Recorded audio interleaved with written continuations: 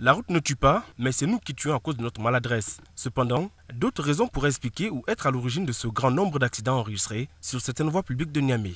Il y a toujours des accidents sur la voie. Ben, ici, il y a même des gens Il y a un monsieur qui a témoigné, il a dit une fois, en passant, il a vu un chien noir. Il a renversé ce chien, mais il ne l'a pas vu, quoi. Après, le chien a disparu. Des mauvais esprits sur la route. Des fois, la personne, le usager, s'il roulait, il voyait la route un peu coupée ou bien il voit quelque chose vient lui traverser le goudron et une fois il a pétiné le frein, c'est fini, il va déraper.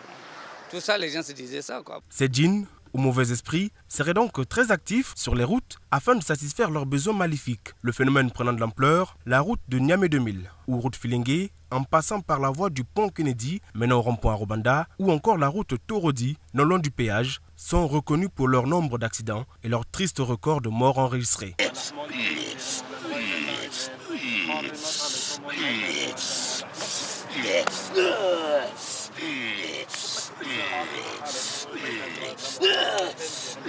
C'est au moment où on traverse les goudrons, il y a nos éléments qui provoquent ça.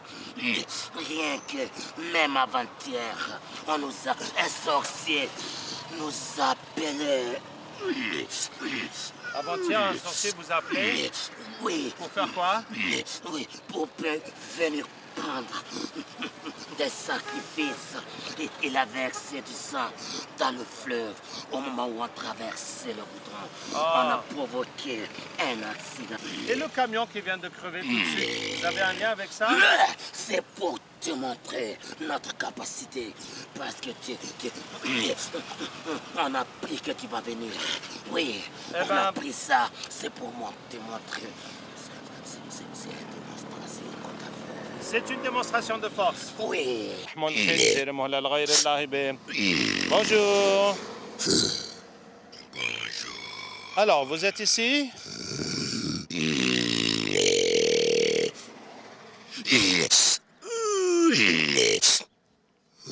Pourquoi cette question? En fait, nous avons appris qu'il y a beaucoup d'accidents ici. Nous sommes venus essayer de résoudre le problème.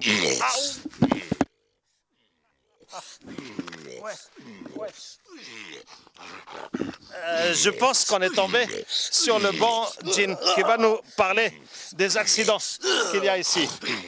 Alors, on n'est pas d'accord. Mais le problème, c'est quoi? Si tu as résolu le problème, oui? Qui va nous verser du sang? Ah, c'est ça, vous voulez du sang? Oui. Donc, mais oui? Le sang des êtres humains, avec la chair aussi. Vous voulez le sang des humains et la chair des humains? Oui. Et donc, vous êtes venu faire les accidents ici? Oui, pour profiter. Mais est-ce qu'il y a des hommes qui vous ont demandé de faire ce travail? Mais il y a des sorciers avec qui on travaille. Je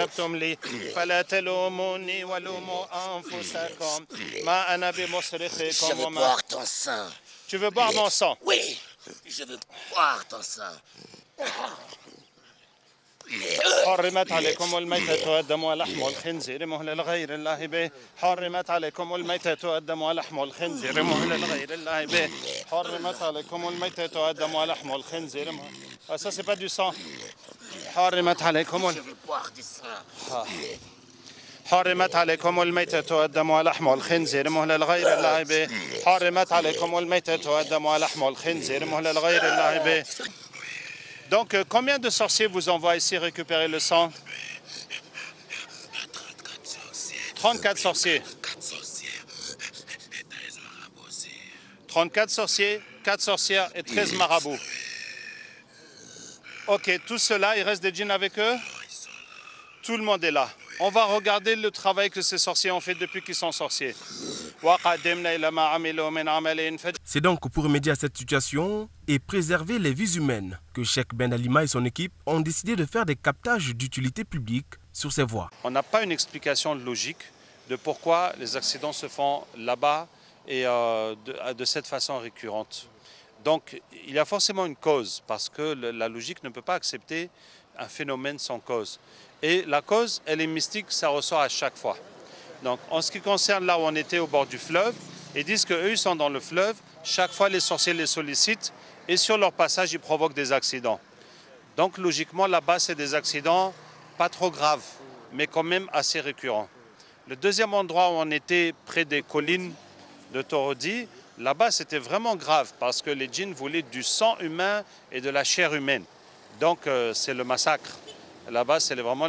Et puis, ils ont dit que beaucoup de sorciers les envoient. Si je me rappelle, il y avait 37 sorciers, 4 sorcières et 11 marabouts